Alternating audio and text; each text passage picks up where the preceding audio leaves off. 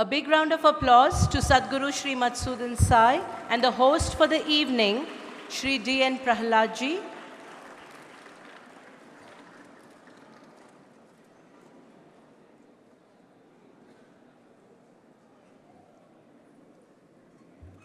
Thank you, ladies and gentlemen. And without any further delay, I will hand over the mic to Shri D.N. Prahaladji for this fireside chat. Thank you, ladies and gentlemen. I mean, there's no fire here. Hopefully, Swamiji will set a fire within all of us. I think they have fire in their belly. That's what I was told. So, Swamiji, first I will start with a question. You have your own startup, the medical school, in which you have invested already a sum of about $20 million. It's something quite unique to this country. I would like you to explain how you envisage this being constantly funded and the philosophy behind such a startup. Thank you for coming over and asking this question.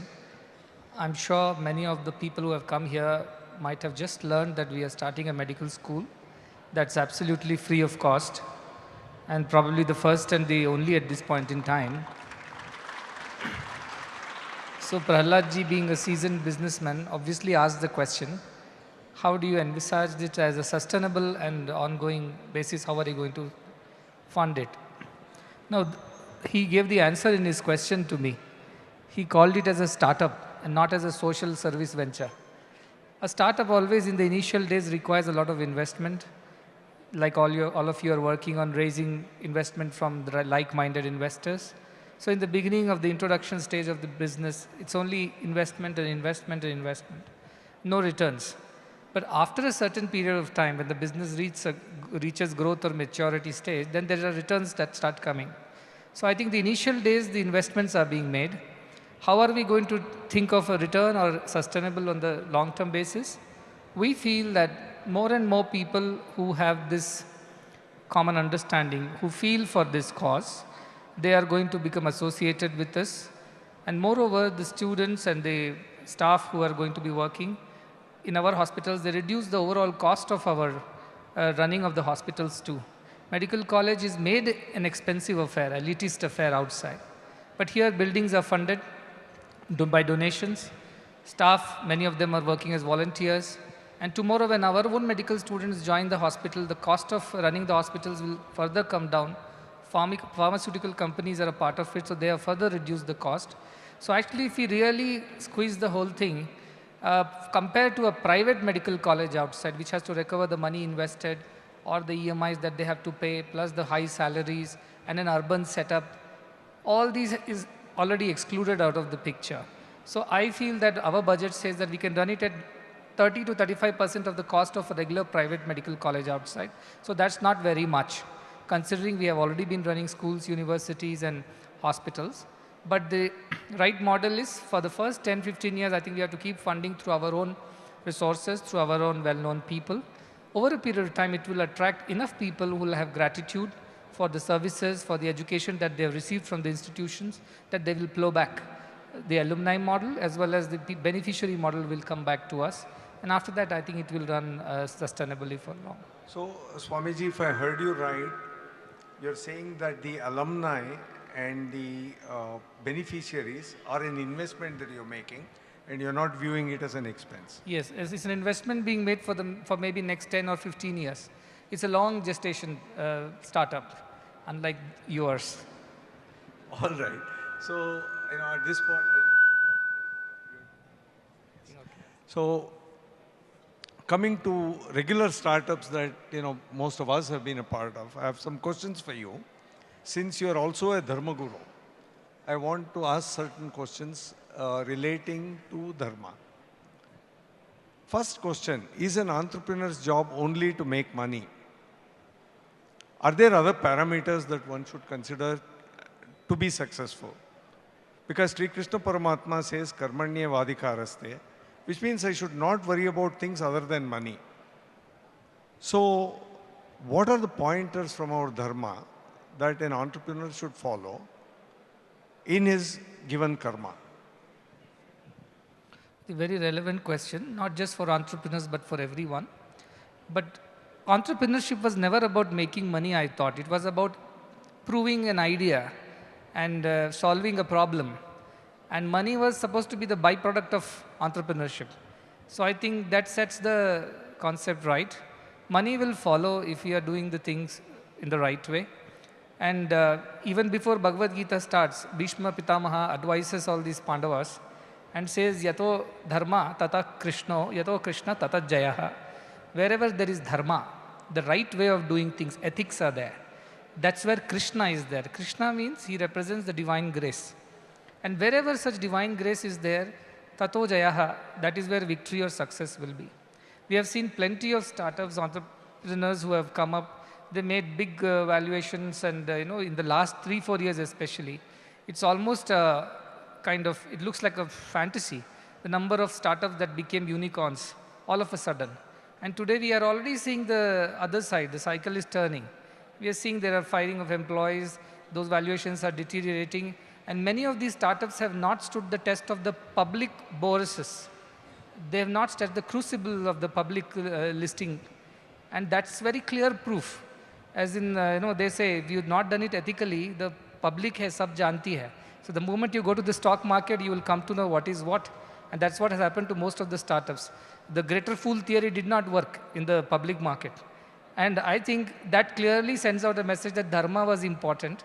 You pinched employees unethically from other companies because you got a huge funding. You found the greater fool and you got funding. And now you destroyed another company. And now when you are not able to make profit, you are kicking them all out. Hiring employees. So this hire and fire way of startups and entrepreneurship is not dharma.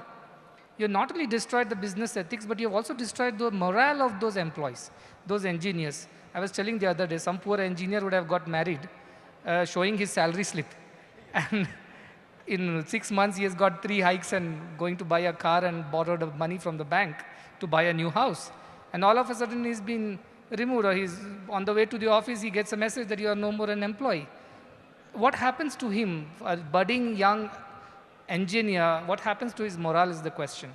And what happens to all those thousands of schools and colleges who lost good teachers because of edtech companies in the last 2.5 years? Now my question is that, is it dharma? It is not dharma. Sooner or later, it will show the cracks. And anything that is built on such shaky fundamentals, even if they manage to find a valuation and investors in the short term, long term, they will not survive. At least the public, as I said, when they go to for listing, the public will see through the entire model, which is only valuation and no profitability.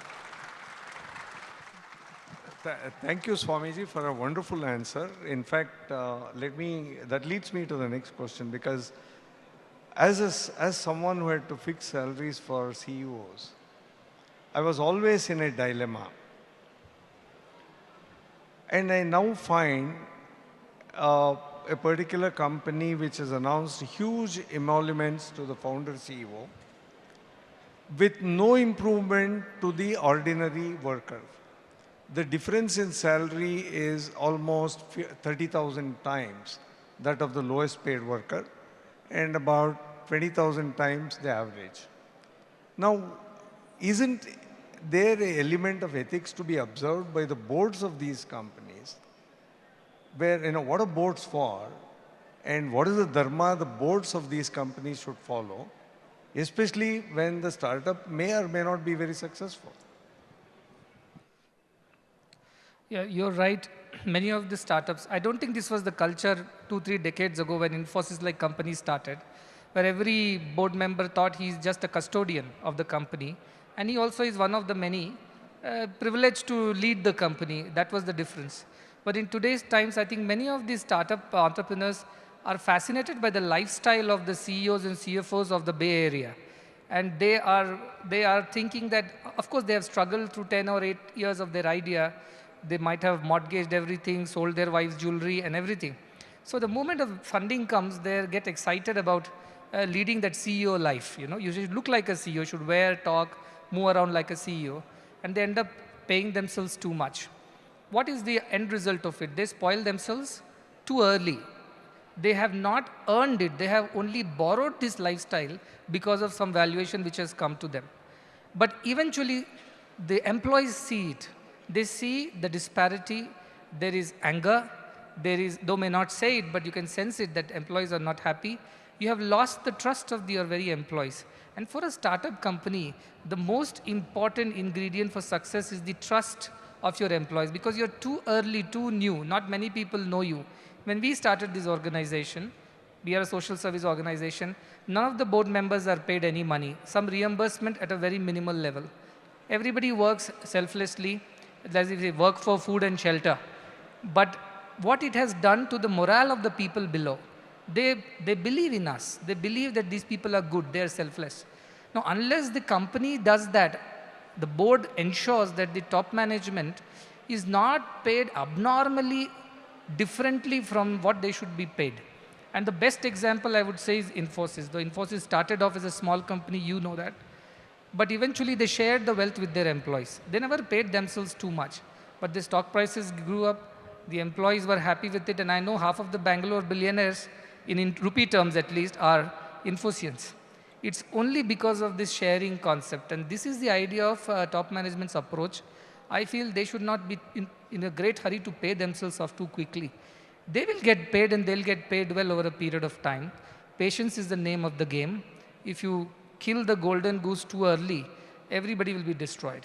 But this culture of instant gratification is what is destroying the good companies and good management also. So I would request all our budding entrepreneurs and startup companies, please have patience to have your cake. And you can't have your cake and eat it too. It is not possible. You have to have some patience in this game. We know your struggle. We know the difficulties that you go through to even bring up a startup, get a valuation or funding. But this is just the beginning of the journey and great responsibility. So please take your time. Learn from the great companies of the past, Tata's, Infosys. They have never paid themselves too much. I know about Mr. Ratan Tata is there, or for that matter, all the Infosys board members in the initial days, but they were paid off well because their stock prices went up. They shared their wealth with their employees, and they made so many people wealthy. That is the kind of companies that you should try to create. Thank you, Swamiji. For me, of course, it's a matter of personal pride that I was one of the early members of the Infosys team, where compassionate capitalism was the name of the game, and that's what we practiced. So thanks so much for that. But, one thing I would like to ask you, see, the mortality rate of companies is very high. So which means companies are bound to fail. How does one handle failures? Follow-up question to that. Even more dangerous than failure is mediocre success, where it's not bad enough to vanish, not good enough to continue. What's your advice for people to judge? Number one, handle failures.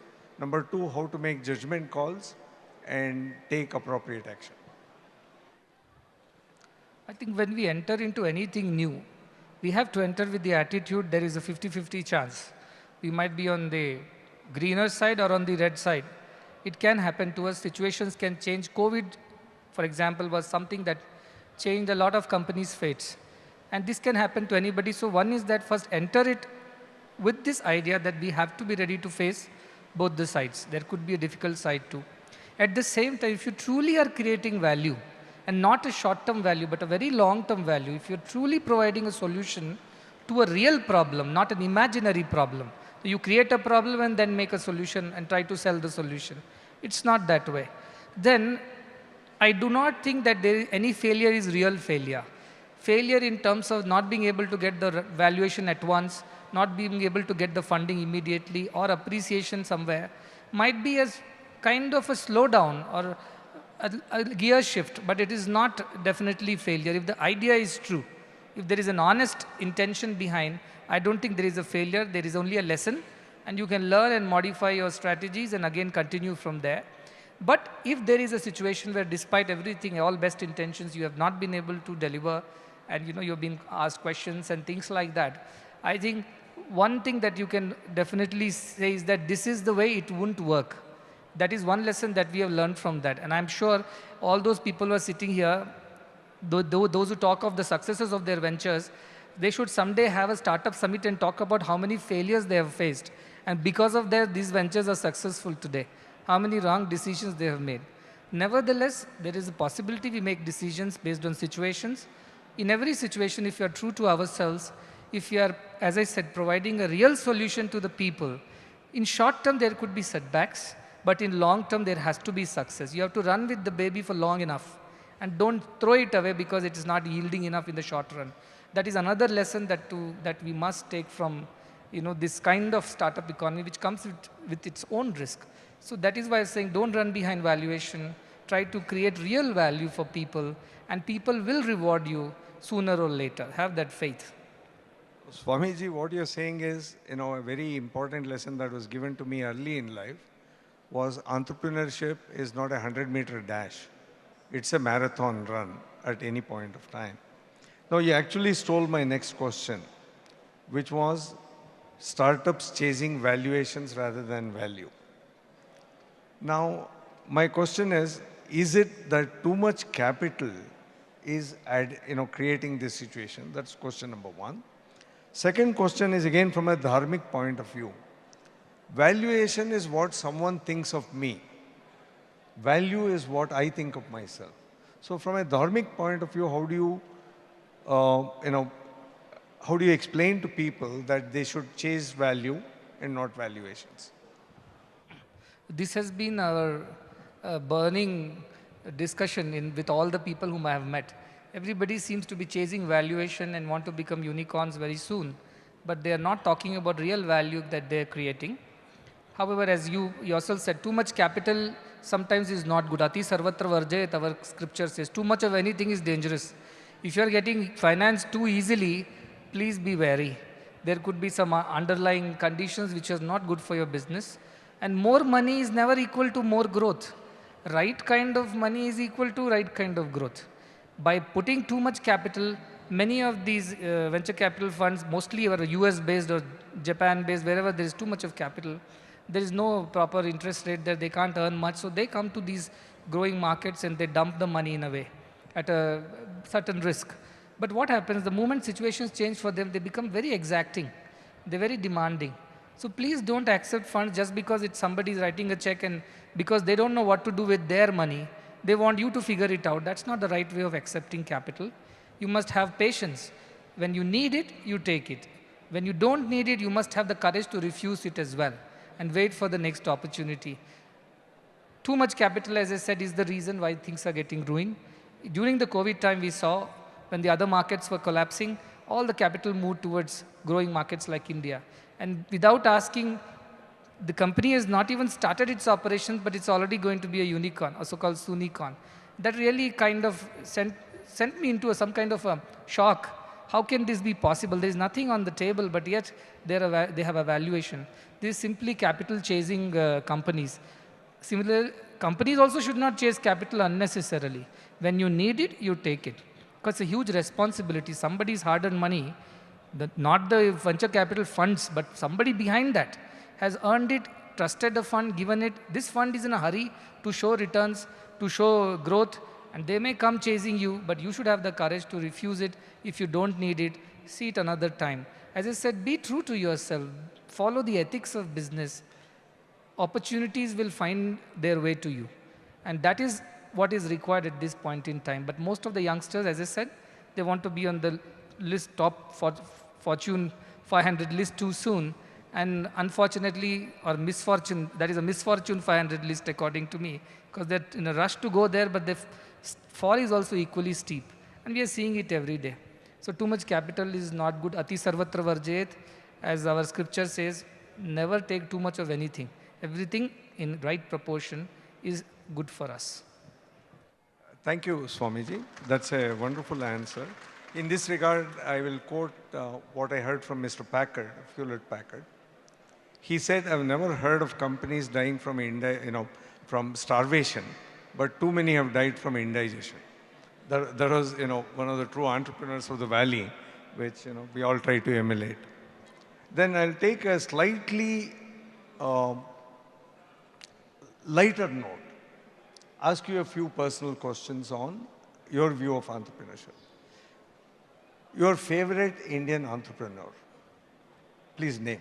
It's a rapid fire question. The business that I think people should run has not yet happened according to me. So no one yet. Not yet, but amongst those who are there, I definitely am a very big admirer of Jamshedji Tata for the kind of values that he has put in his company, which has sustained the companies even till now. So I think they have helped the country so much, especially in those times. So he's somebody I really, truly admire. Which company do you admire?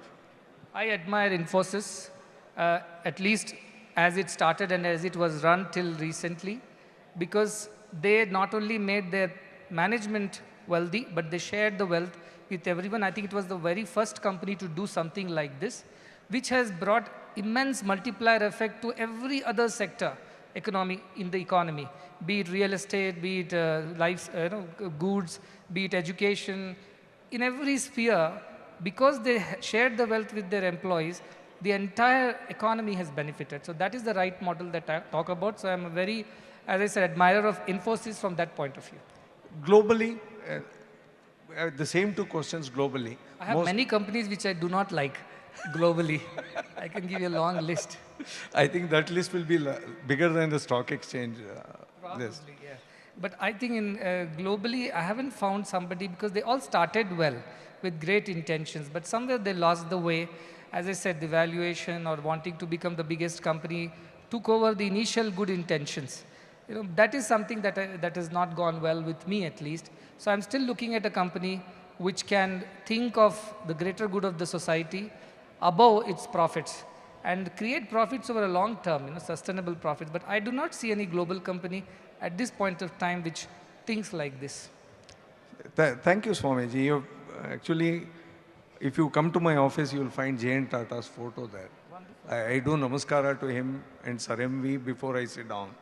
They are my gurus, and obviously Infosys is something I'm associated with. I'm very happy it finds a place in your heart. It has nothing to do with you being from Infosys. It is. I know, you'll never.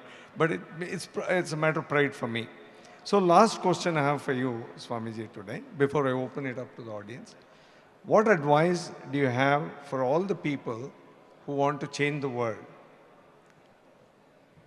I think we are celebrating Gandhiji's anniversary tomorrow, being 2nd October. So Gandhiji said, be the change that you want to see in the world. So first, you must change your ways. If you want the world to change, the change begins from you. And that is the key. That is the beginning of everything. We want everyone to change, but we do not want to change our ways. So begin there. But what change I want to see in the world in the coming, at least I said for India, the next 25 years, we want to see a developed India. I do not want any child to be out of school. I do not want anybody who is in need of health care to be denied for financial reasons. I do not want anybody to go hungry to bed. It's just today I was reading a news article. It said 69% of children below 5 years die of malnutrition in India. At least, if not more, 600,000 people or so, they go to bed hungry. Now, this is a country we are talking about 5 trillion economy in 2025 or 26, as the case may be. And we are talking about a world GDP at 100 trillion plus. And still we have so much of disparity, poverty, so much of difference between the haves and have-nots. But that is not the world that we want. That is not the future that we want. So the change that must come is this maldistribution of resources and unavailability of equitable opportunities must disappear. Everybody should be given at least an opportunity to come up. What they do with it is their choice. But as those who have more, the haves, have the responsibility to provide equitable opportunities to the have-nots to come up in life. And what they do with it is their choice. I think education is a great leveler. If we all can provide right kind of opportunities to every child to educate oneself and come up in life, we will create a much better world. Education is one solution to all the problems of the world. So I would like to see a world where everybody is educated and not just academically brilliant, but morally and ethically also very strong in their character. That kind of education is what I want to see in the world. That's my vision of the world. I think once we do that, all of the problems will be solved. Thank you, Swamiji, for that wonderful answer. I mean, if I were to summarize it in a word, you're calling for compassion from all the people to the people who have not crossed the chasm, as it were. Just because you have crossed it, don't assume that there's no world behind the chasm. So that's a wonderful advice for all, especially for all the young folk out there. We want to change the world. This is one change that the Swamiji is talking about. Now we open it to the audience for any questions. Swamiji, I have a question. During this conference, a lot of venture capitalists and CEOs, they all came here.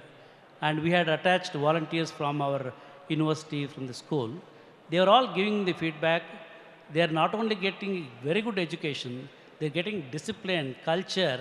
How all this transformation is happening, they were getting amazed.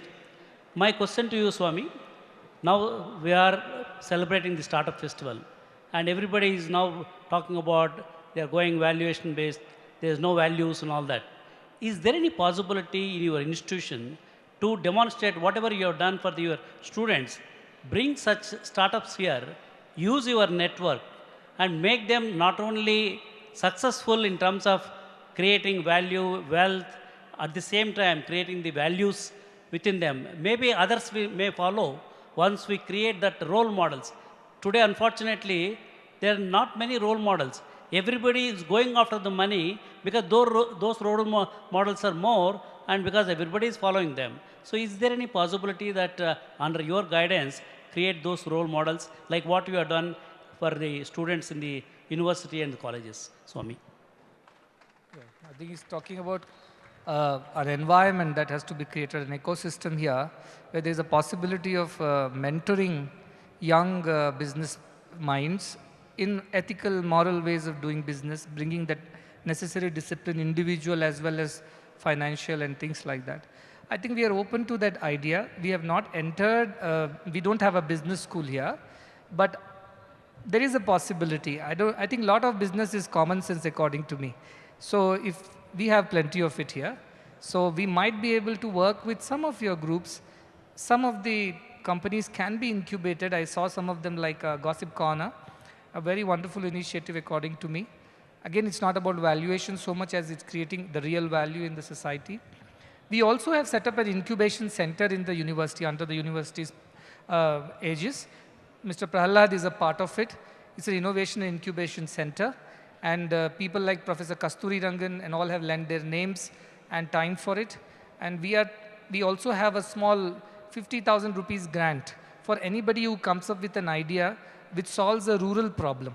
So we are not looking at urban issues. We are primarily looking at rural issues. And we have opened that to everyone. It is with the National Institute of Innovation, Delhi. We are working with them. So this is already happening. But we were only thinking from the point of view of problem solving, not really creating a company with great profitability and things like that. Of course, we can work with you, and all of us can think of some of these possibilities in this place also. And as I told you, this is not a Silicon Valley, but this can be a golden valley where golden ideas can come out and they can do good to the world. Swamiji, see, in most of the countries, developed countries, the endowments, which actually helps the maintenance, because you are creating so many free hospitals, so many universities. These startup companies, they become successful if they can give part of the equity to the institution. Maybe when they become big, probably that also can add to the corpus of the institution, so that at least some portion of the maintenance also can be taken care of. I think it's a wonderful idea. Many companies do that. And the recent case of Patagonia, where they transferred, or the family transferred all the shares to a foundation which is for climate change. So they said, Earth is our partner, Earth is our shareholder now. It's a wonderful idea, I think. I'm not saying you have to give away all your company to any foundation, but a part of it definitely, if you go by Chanakya Niti, a quarter of all your earnings must go for societal welfare. That was the rule. So many people ask me, how much should we think of? So India has moved forward, said CSR, and 2% of your profits should be given for a CSR activity. In any which ways, start somewhere, I would say. Even 1% of your company's equity is lying with some foundation somewhere, which is doing real work, you know. Lot of foundations in America, I have personally been a witness to. Sorry to take the name, but US is the place where the biggest number of foundations are the very large foundations. They have huge endowment funds managed by great investment bankers and fund managers. All they do is for 100 million endowment, they grow it by 6-7% next year. And out of that 6-7% of the growth, they pull out a tiny minuscule portion after paying all their CEOs and their salaries and the investment bankers, their commissions and cuts. A small portion is invested into the real work in the society. And most of the funds keep growing and growing. And they take pride in telling that their funds are growing. I was thinking if it was with me, I would have spent it yesterday. But having said that, we have thought about this long and hard, whether we should have a huge endowment corpus. Many people said, have it because it will help you. But I do not want to do it because endowment corpuses will make us lazy, will limit our imagination, restrict our work, and also make the next generation very, very, as I said, complacent. So I always want to run the institutions cut-to-cut basis, you know. Money comes, money goes, and nothing stays here. Because the moment money starts staying in the foundations, it will corrupt everyone. So we always will remain like this. We will never have endowment corpus. And if somebody has the courage and the conviction to run these institutions, they are most welcome to join our board. Anyone else, please? We have time for one more question. Yeah. Very good evening, Guruji. Navneethan here. It's my pleasure and honor to be, seeing you and then talking to you.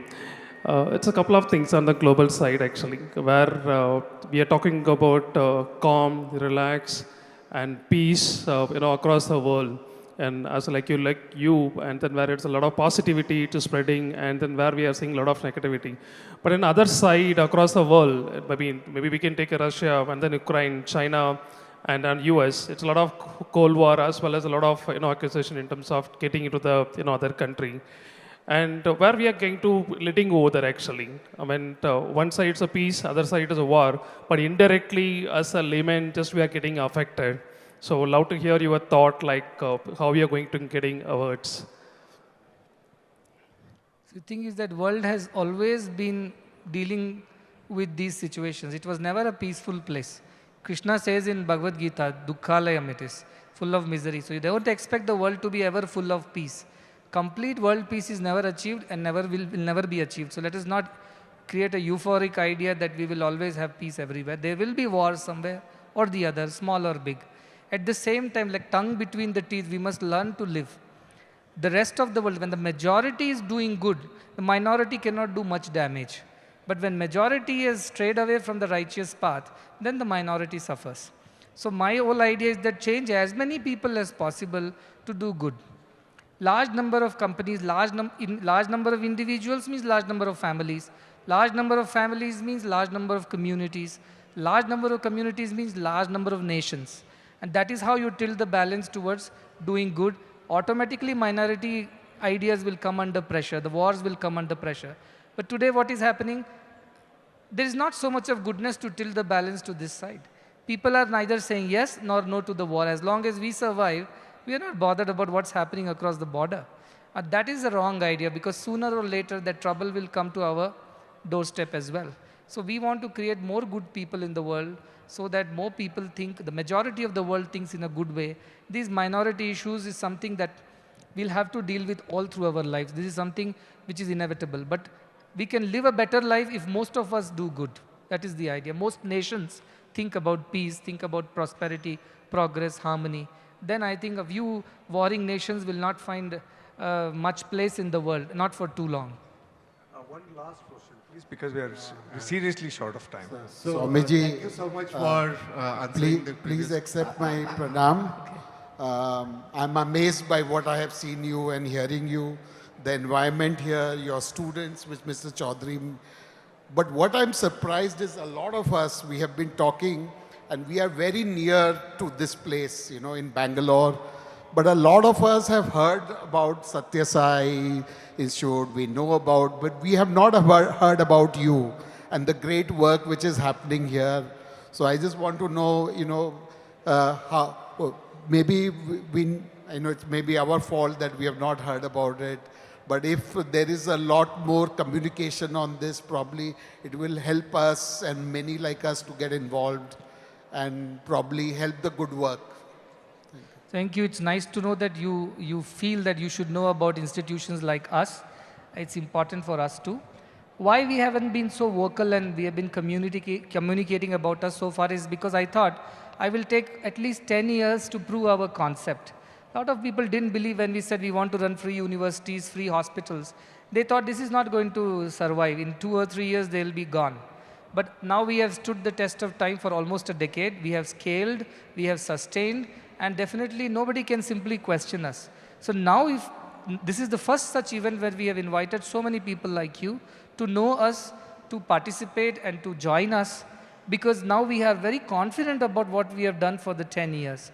And we know that it is scalable, it is sustainable, and we will be able to answer any question that may come from anywhere about our institution. So that confidence is something that we built in the last 10 years, and now it's time to tell about it to the world. And now this is the very first such event where all of you have come. So we are very grateful that you have found time to come and share this with us. So I have a small request, sir. I have a small request. Swamiji can continue answering questions, but I have to leave. So it's a bit unfortunate that I have to leave. So Swamiji, with your blessings, I would like to leave. Chowdary, sir. I think Mr. Chowdary is taking over from you. Oh, please, please. I have an easier question now. Thank you very much. Yeah. Thank you. Please come again. Thank you, Mr. Prahlad. Wonderful interaction and very good questions, thought-provoking questions. Thank you so much. Thank you. Thank you so much. Swamiji, pranam. I have a question.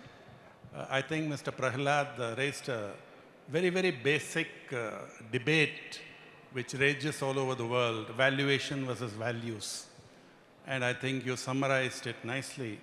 One point that occurs to me is, if you look at India, in the last 2 or 3 decades, the joint family system has broken up, urbanization has taken place. So the old values which our parents and grandparents used to give us is not inputted to this generation. So one idea was, if you do a study, 90% of the entrepreneurs or startups are from IITs and IIMs. If we, under your guidance, could run some programs on values, the Bhagavad Gita, Karma Yoga, how these are effective tools of management, then probably before they become startups itself, he was talking about the huge differential between CEOs' salaries.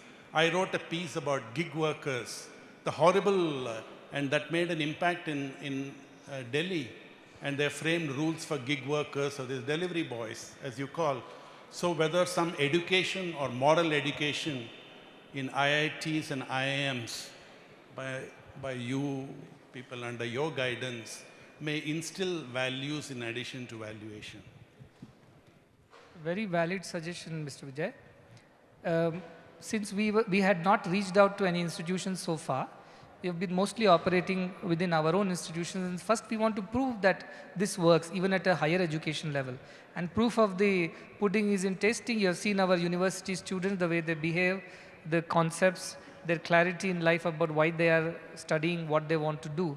This is something that has to be built in all institutions, and not at the IIM level really, but actually it should start from the schooling level, because that's when the impressions are formed.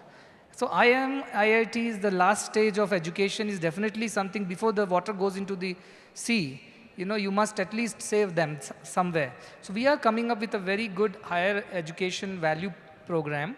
And first step that we have taken is that under our university, we have an Institute of Human Values. It's a free course, and there is a course called Dharmic Management. It has a lot of case studies written by Professor Anantharaman, who is one of the, he's a lecturer at ISB, some IIMs, as well as in Harvard. So he has written that course. I would suggest that if you have time, please share it with others, Institute of Human Values. under our university. It's a free course. It's an online course. You read a chapter, you answer questions. Only when you get it right that the next chapter opens. So it's an inbuilt system. But this is the beginning of it. However, the whole of the country and the world needs a very strong value-based curriculum at especially college, university level, because that is the last stage after which we will never have these people back in our classrooms. They will be in the world and they will influence the whole world. So we are working towards that, and I look forward to some of you who have been through the ups and downs and, you know, as they say, the good and bad of life, to please come together and help us design a syllabus, design a curriculum. And of course, as always, it will be free. It will be available to everyone, and we can have lectures across. And with this digital education possible, people can join in from around the world to study these things. And if some of you can share your experiences, this is the Institute of Human Values program. So if some of you can share your real experiences, life's experiences, and not some imaginary case studies, I think that will go a long way in shaping the minds of our younger generation and creating a better moral and ethical business environment for all businesses to thrive. We will work on that. Thank you. Swamiji, I have a question. Go ahead. Yeah, go ahead, Ashwindar. Swamiji, I bow down to you. I come from an army background and I have lived in many cantonment areas. How is it that when I enter the ashram, I see that kind of impeccable discipline across every role, across every function, whether I'm talking to a student in their behavior, in their gravitas, in their humility, in the way they acknowledge and respect to a senior most person, whether that person is, you know, a CFO or holding a very senior position within the ashram and other important institutions like the hospitals and the charitable trust.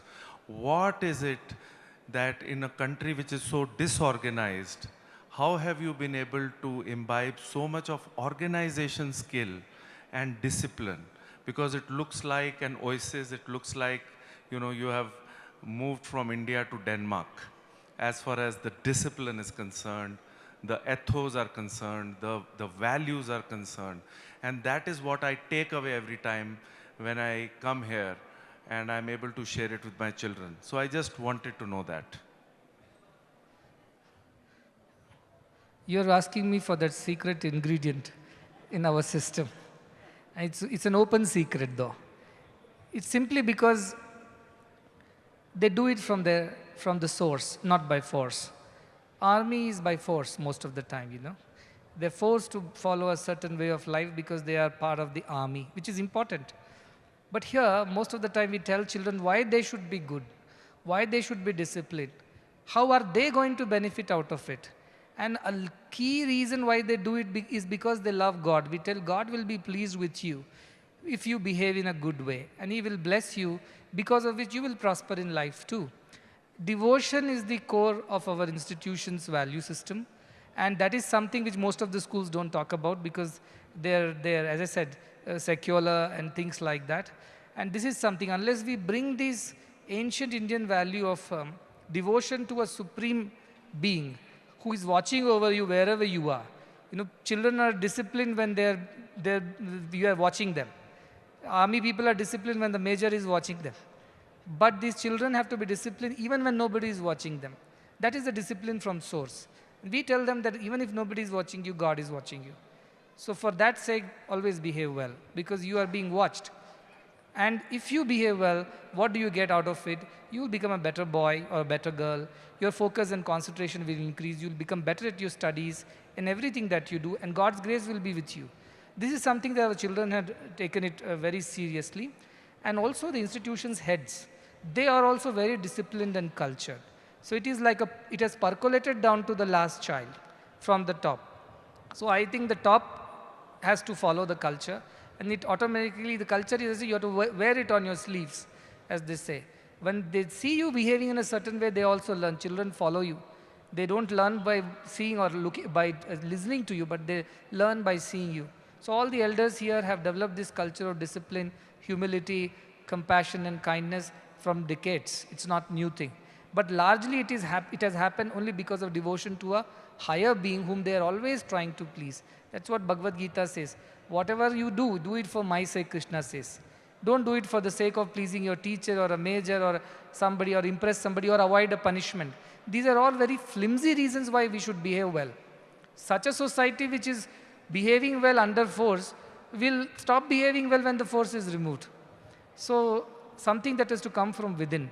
And that is something that we have inculcated in our people from decades, not from today. It's been the culture for a long time.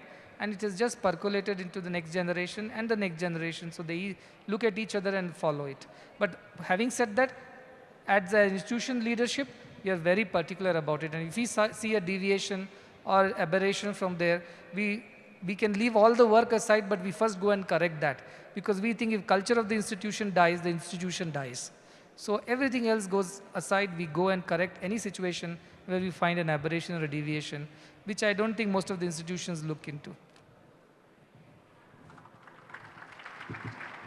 Swamiji, I have a question related to NGO. You run a very, very efficient NGO. Today, in India and in globally, huge big problem is retention of the members. A lot of R&D is being happening in the country, happening globally, but not able to control the drops of the members. What is the secret behind you are running an NGO? Is there any spiritual focus that you induct and infuse into that? If that is so, why can't that be spread into the national NGOs and global problems as well? NGOs by very definition are driven by a certain purpose, passion to do good. So as long as we have a shared vision, I don't think anybody wants to leave, whether it's an NGO or whether it's a government organization or whether it's a corporate. When every employee shares the vision and finds that he has or she has a place in the whole system, nobody wants to leave. But if you make money as the motivation or such other things as a motivation, then you will lose your employees in no time. Because money can change hands and people can pay you more or less. So that should not be the reason why our employees should be with us. They should share our passion. They should share our vision. They should feel that their purpose of life is also aligned to the purpose of the institution. And that is something it is being done. From the spiritual point of view, yes, all our service emanates from spirituality. We talk about oneness of everyone. We believe the same divine consciousness is in all. And therefore, whomever we help ourselves only in some way. And that is fully kind of accepted and assimilated by everybody in our organization. Why can't it be done for other NGOs? There are certain NGOs which believe in spirituality, but certain NGOs want to maintain a very secular status. In fact, we have this dilemma. Many times when we apply for CSR grants to many companies, they simply say, oh, you're a religious organization, we can't work with you. I tell them, we are not a religious organization, we're a spiritual organization. But they can't find the difference between the two, because they think they follow a certain god or a cult and things like that, and they decline our CSR despite being such efficient NGOs, because they don't want to learn about us, they don't want to get into the details. They simply want to keep a distance from such places. So most of the NGOs are scared of being branded as a religious or a spiritual entity, and therefore they stay away from these concepts, which is no good. But we, as I said, we wear it on our sleeves. We say, this is what we are. Like it, take it, don't like it, leave it. But we are not going to change our ways. Now, how many NGOs can stay true to their purpose like this and be courageous enough to decline a CSR grant or to decline a donation because we do not want to change our ways? So this is something that has to come with leadership, I think, of the NGOs. And if the leadership believes in certain value systems which are not compromised, I think all NGOs can run like us very, very efficiently. But these are the two reasons. One, we never compromise on our value system. What we believe in, come what may. Two, our people share the vision. Each one of them shares the vision and feels their life's purpose is being fulfilled through the organization. So they don't want to leave. If there are no questions, from, last question. Yes, thank you so much, Swamiji.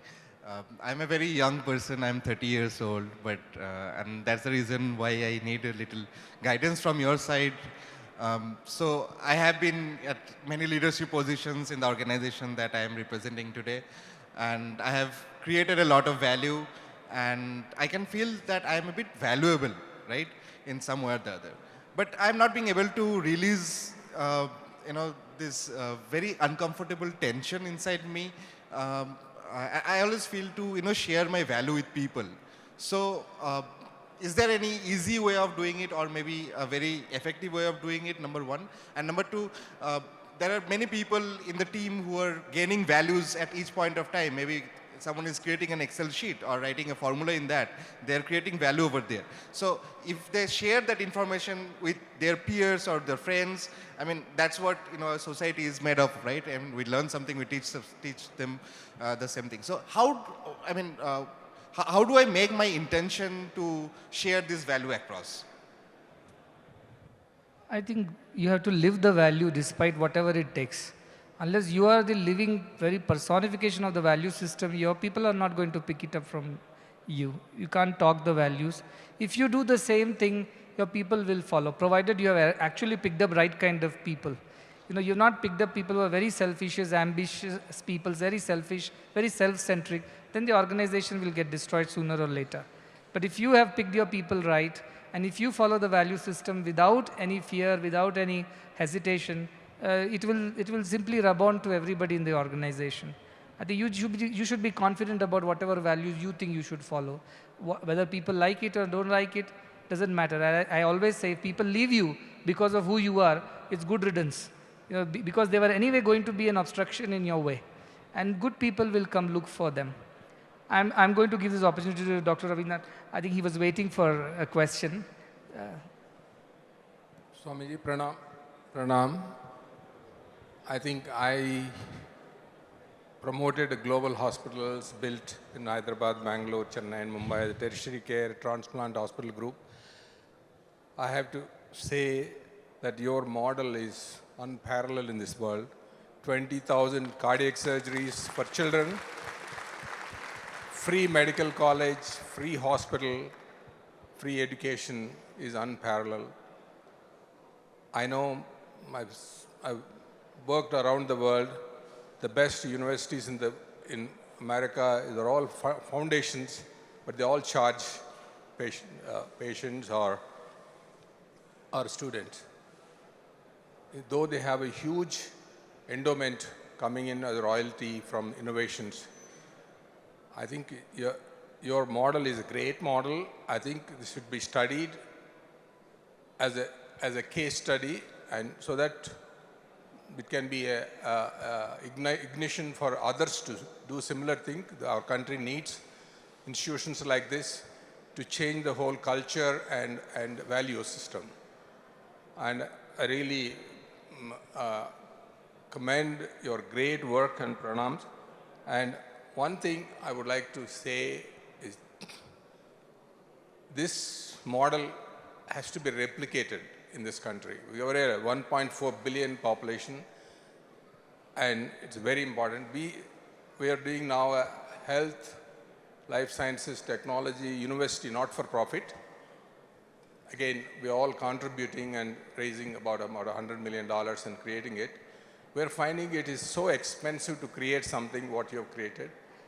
And I'm just, out of admiration, I want to tell, this is a great model. And we are really blessed to have someone like you as a leadership in building this kind of institution. Thank you. Thank you very much. Somebody like you who has built the global group, saying these things is really valuable to us, and we are very thankful for your insights. And we look forward to working with you as partners in this work so that it spreads to more places. Thank you, Swamiji. We are blessed. Thank you. Maybe last question, Swamiji. Swami, my pranams at your lotus feet. I have one question. You said that keep closer. Mike. Just take how much is enough and not more. We have Mr. Velimani here, who is a shining example, who has not taken any funding at all and built a very large organization and serving the community. How do you know how much is enough? Because every time an investor comes to you, he says, take it for a period of time so that you don't have to go back to your funding rounds again, right? So how do you decide how much is enough? Ask Velumani. But yes, I think he built an organization to bring these services at a very low cost, I think, to make many people benefit. That was the model, I believe. Thank you. Since he took my name, I came here. My name itself is value money. Yeah. How much is enough is a very tough question. How much do you need is another question. You must know how much you need. If you need only for your needs, it's very little. But if you have greed, you need too much. But at the same time, if you want enough to impress your neighbor, you can never. So these are the criteria or parameter. I think frugality is a word. Frugality says you are not miser, you wisely spend. So if you are frugal, even 1 crore is too much. Having said that, I must give you one punchline here. Just because you are rich, you can't have second dinner. So you don't ever try to, put too much. One more way of putting at it, the closing balance at the date of your death is an unnecessary work you have done. So make sure you make money, don't consume, pass it on to whoever deserves it, and you should not deserve, only your children deserve it, you should not think, pass it on. Having said that, I have exited the company. At some point of time, I realized one more zero is not going to make much difference, number one. And then my children told me, Dad, you put all your money into stock.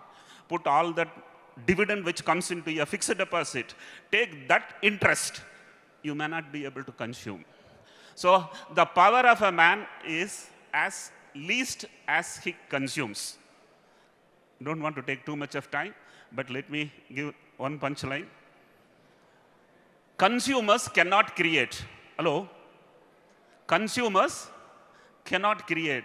So creators should not consume. So this is the powerful way of looking at it. Having said that, I once again have got an opportunity to tell one more punchline. Since you have only asked, you need to answer me. Honey is collected by honeybee. Yes? Honey is collected by honeybee. Money is collected by moneybee. If honeybee falls in honey, it dies. So is moneybee. Be careful. Thank you. I think I have to thank you for answering on my behalf. And Mr. Velumani is a wonderful man and a great idea. It is coming with something very wonderful on a national level. He sent me an email with such clarity, and I'm very much enamored by the idea of Mr. Velumani about taking it at a national level, training nurses, training paramedics, simple procedures, diagnostics, so that we can get into preventive health care and avoid the disease burden in the country. So wonderful idea he's working on, and I wish him all the success. And he's working alongside our hospital and medical school, so that's a greater pride for all of us.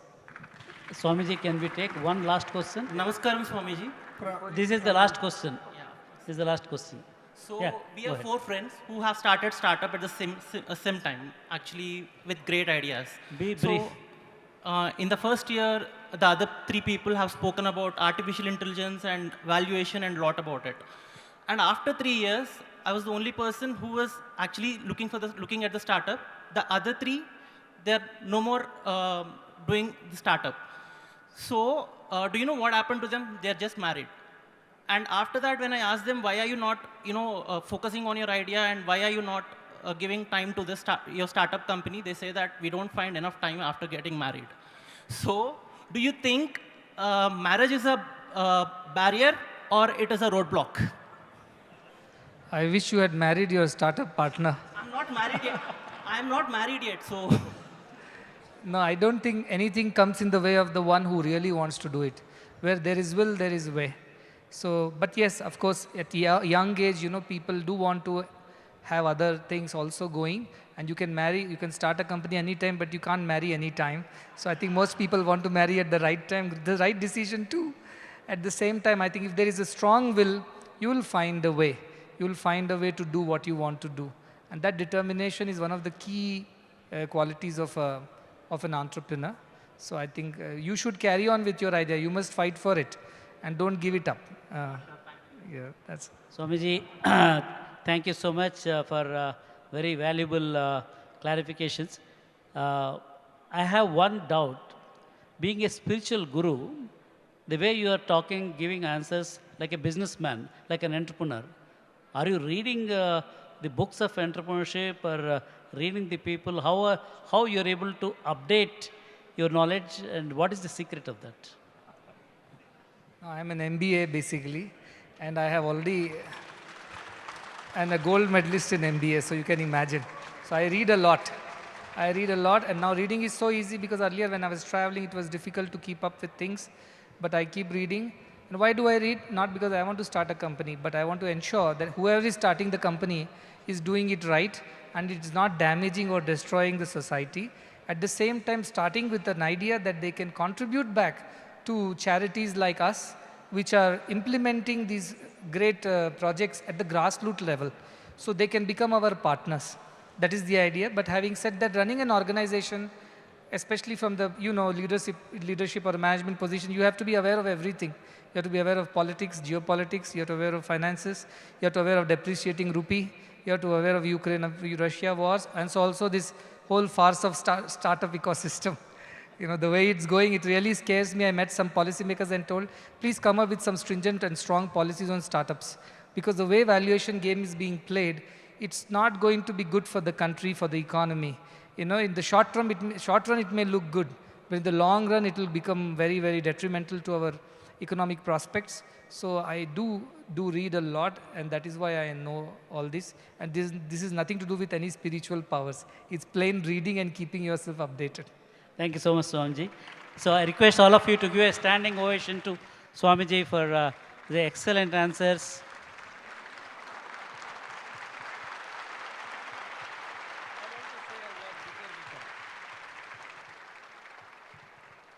I think this will be probably the last word for this evening. I am looking forward to you all as partners in this process of making a difference to the world. I do not see you as donors. I do not see you as entrepreneurs. I do not see you as businessmen.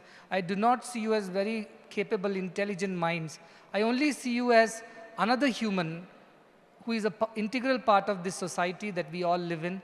And I feel that we all have to share this responsibility of building a better society for us to live in and a better future for our children to live in. And I welcome you all to be a part of this change-making process.